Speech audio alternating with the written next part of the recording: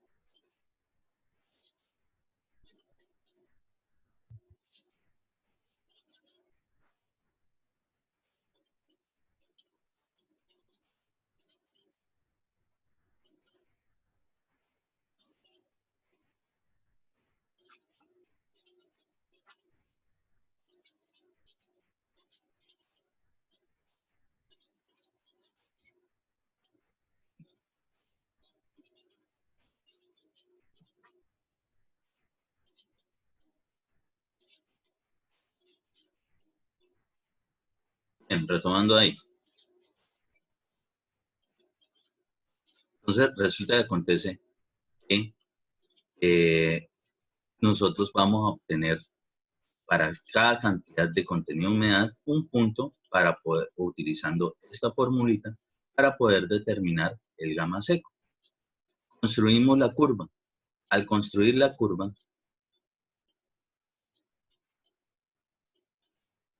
nosotros vamos a poder determinar el punto máximo. Yéndonos hacia la ordenada, obtenemos el gamma seco máximo. Y yéndonos hacia la abscisa, obtenemos el contenido de humedad óptimo. ¿Qué pasa con eso? Pues resulta que acontece que eso sería, digamos, en condiciones normales, ideales, y por eso es que se determina en laboratorio, sería una compactación del 100%. ¿Sí? Esos datos de gamma seco máximo con ese contenido de humedad me daría una compactación del 100%. ¿Qué ocurre? Manejar eso con los, digamos, instrumentos, equipos, maquinaria que nosotros podemos generar compactación, ¿sí? Compactación de rodillo, el pate cabra, compactador de llantas y vibrocompactadores tipo Beniquín, tipo canguro, tipo vibrocompactador manual La Rana, ¿sí? Cada uno de esos, según sea el área que se requiere utilizar. De pronto, lo que ocurre es que en el campo es muy difícil garantizar eso, que sea del 100%.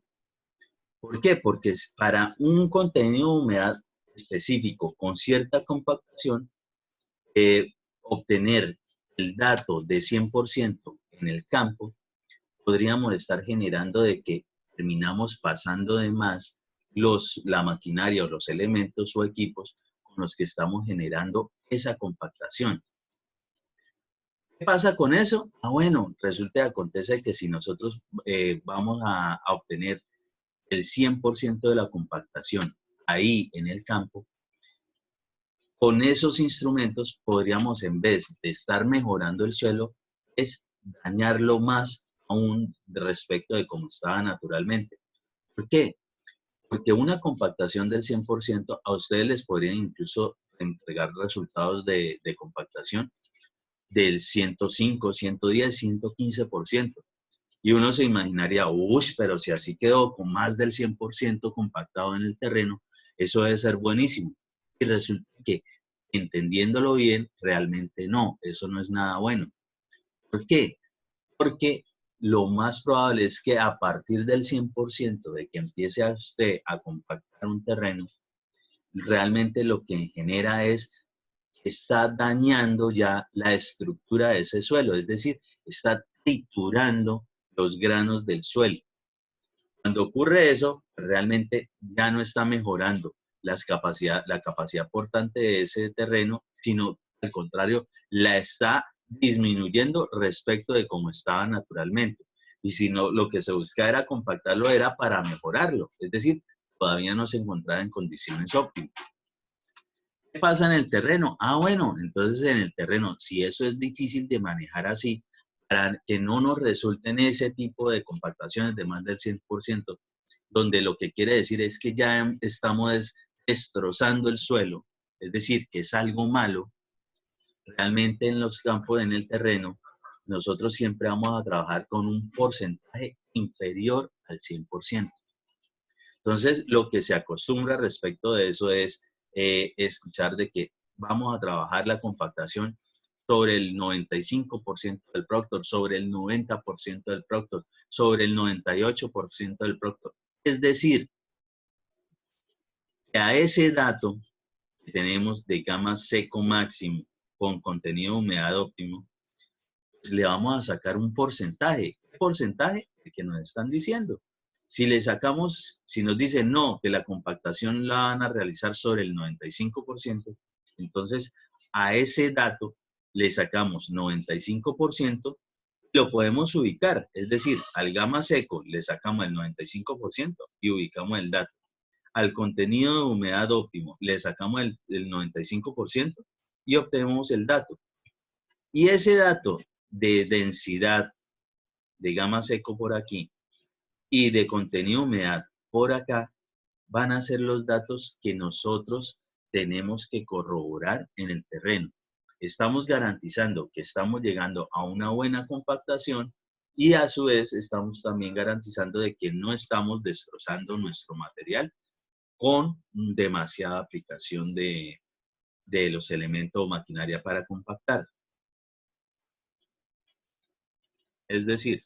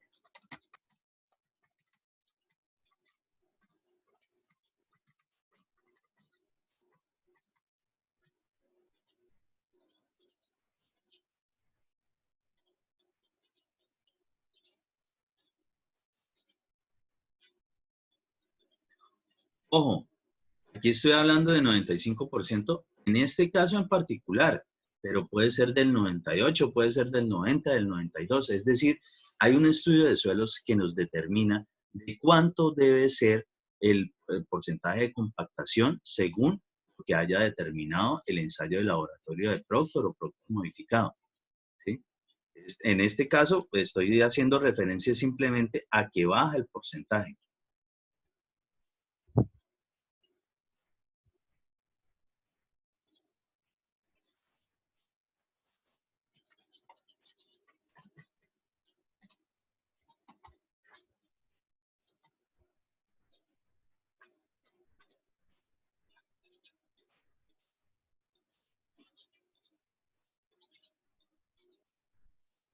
¿Y cómo se corrobora en campo? Precisamente esté dando el ensayo de la densidad realizada por capa, es decir, echándole agua, pasando a una maquinaria y que quede compactado. ¿Cómo sabemos de que de verdad estamos trabajando con ese porcentaje que nos determinaron en el estudio geotécnico? Ah, bueno, pues con el ensayo de cono de arena.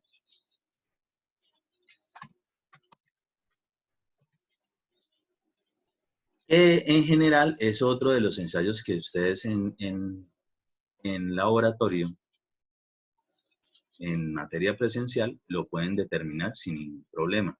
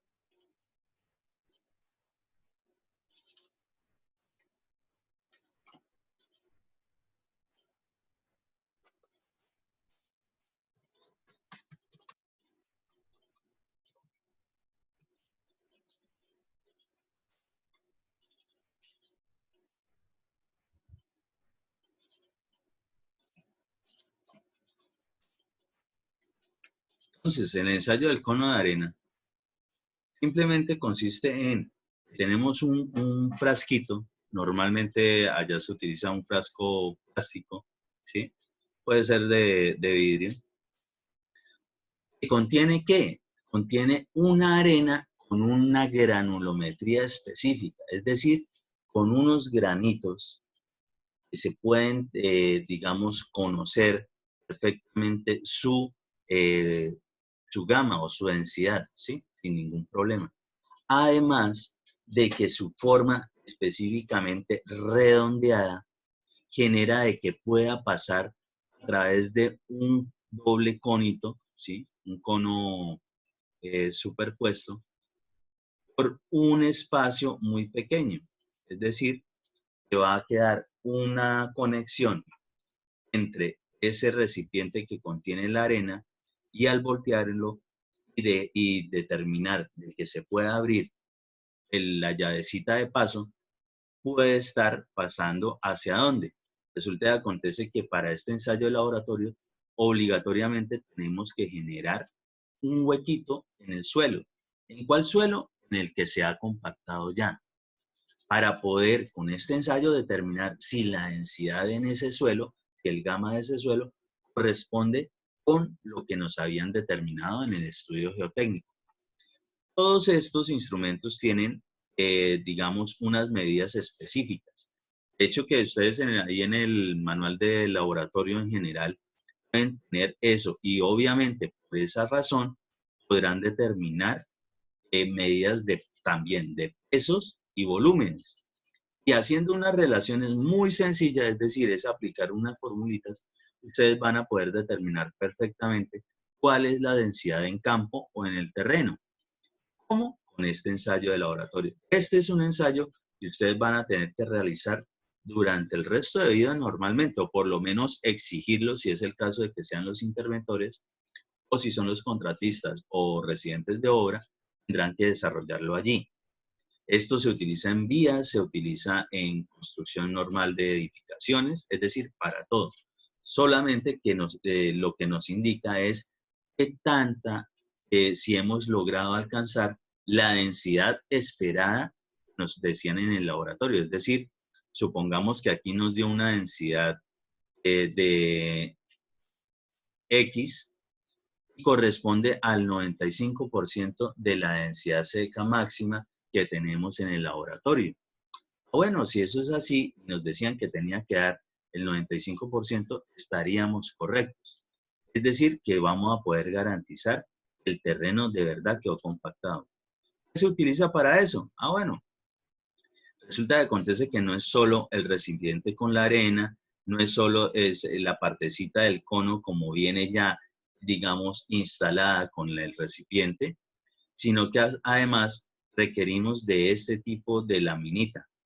¿Qué es esta lámina? Notarán que es un cuadrado y en el centro tiene un hueco de forma circular. Resulta que acontece que el cono de arena casa específicamente dentro de esa platina, ¿sí? Dentro de esa platina.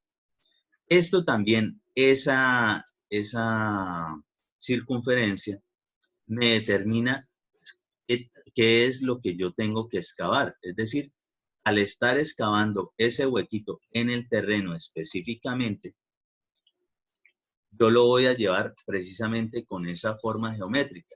Quiere decir de que si yo empiezo a profundizar, lo que voy a obtener al final es un cilindro, ¿sí? Un cilindro.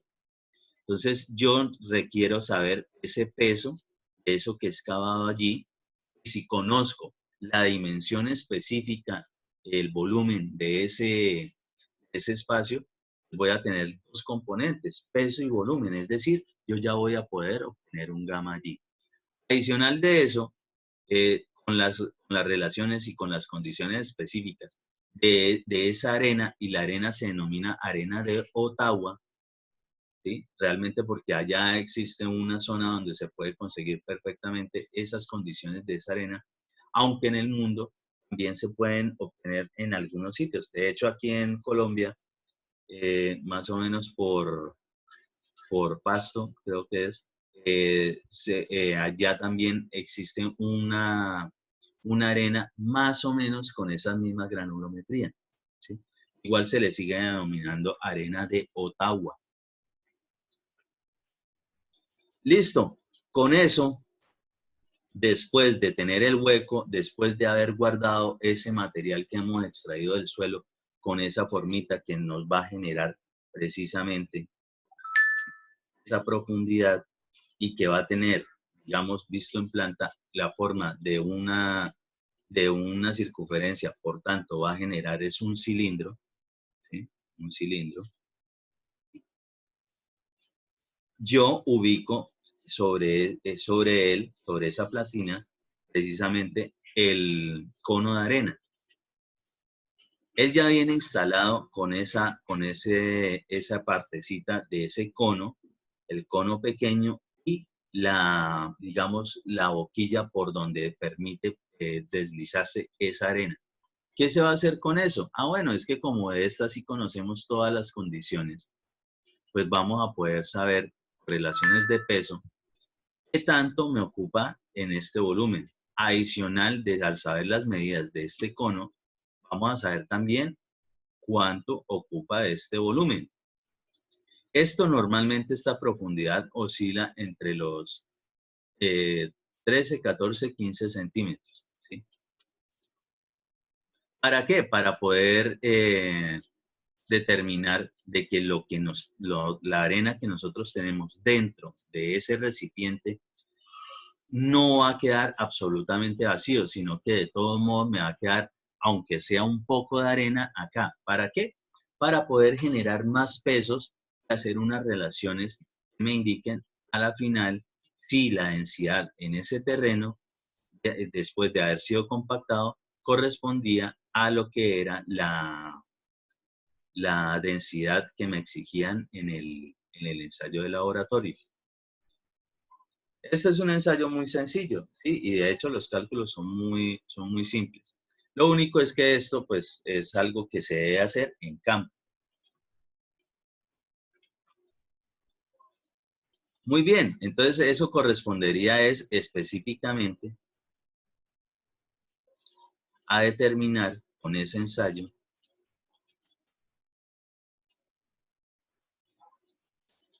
si esta densidad que corresponde a un porcentaje menor del máximo con contenido de humedad óptimo es la que obtuvimos allí en el campo. Es decir, después de haber utilizado cualquiera de estos equipos, maquinaria, de poder saber si de verdad nos dio esa densidad allí. Resulta y acontece que cuando realizan ese ensayo de laboratorio, pues no sabemos realmente las condiciones verdaderas del suelo. Conocemos algunas características, pero dependiendo de los suelos y sobre todo de lo que se conoce como el límite líquido, es decir, hablando respecto de los estados de consistencia, se pueden obtener varias curvas. ¿De qué formas? Van precisamente de este tipo de formitas. Entonces, cada una de esas curvas notarán que la rojita es la que más corresponde con la que ahorita estábamos explicando. Es con la que mejor se entiende, digamos, el proceso respecto de determinar cuál es el gamma seco máximo y, por tanto, obtener su contenido de humedad óptimo.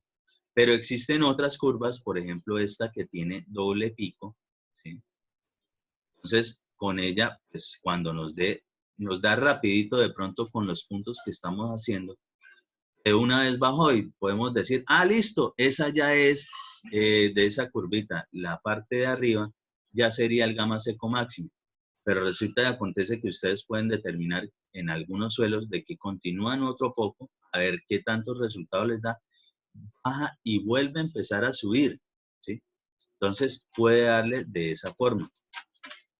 Puede darles incluso de que empiezan primero es a bajar en vez de estar subiendo, ¿sí? En esta, en la que tiene los puntos, en la roja, en la curva A, realmente inicia siempre es ascendiendo.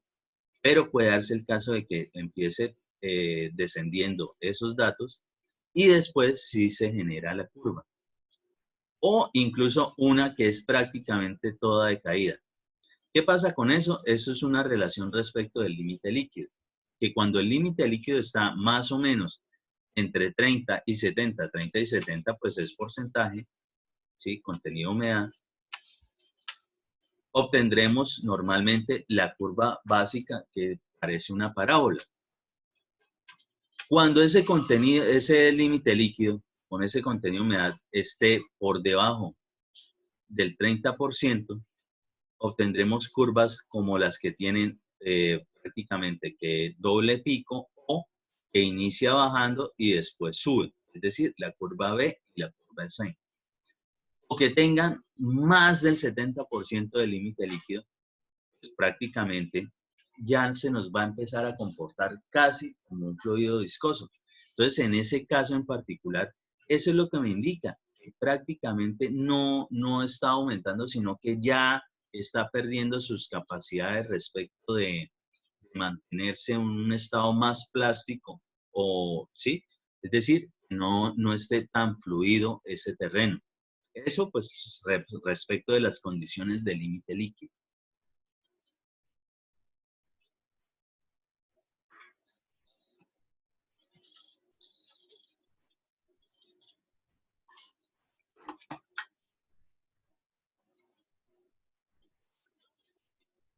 Pero un momento, ya voy a guardar la sesión anterior.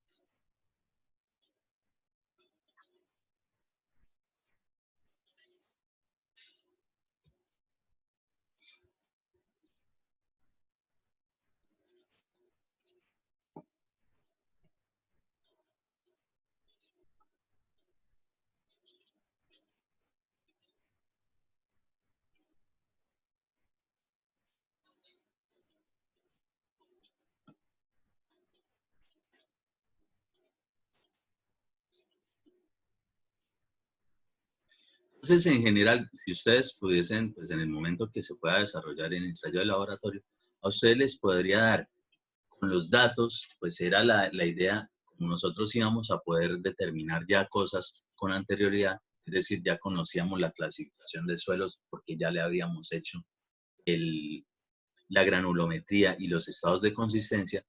El dato de estados de consistencia, teniendo el límite líquido, perfectamente podríamos proyectar qué tipo de curva nos iba a salir en este ensayo de compactación, siendo el mismo terreno, ¿sí? Para eso es que nos sirven de pronto esas condiciones de datos iniciales. Entonces, ya uno puede tener cierta proyección de, bueno, esto me empezó a bajar. Pero claro, el límite líquido estaba era menor de 30%. Entonces me puede estar dando una curva B, si es el caso. O el límite líquido es mayor del 70%. En este caso, claro, por eso es que me está dando de una vez todo hacia abajo, los puntos me dan cada vez más bajitos, quiere decir de que es una curva D. Entonces, para esa referencia es que sirven saber o conocer ese tipo de curvas.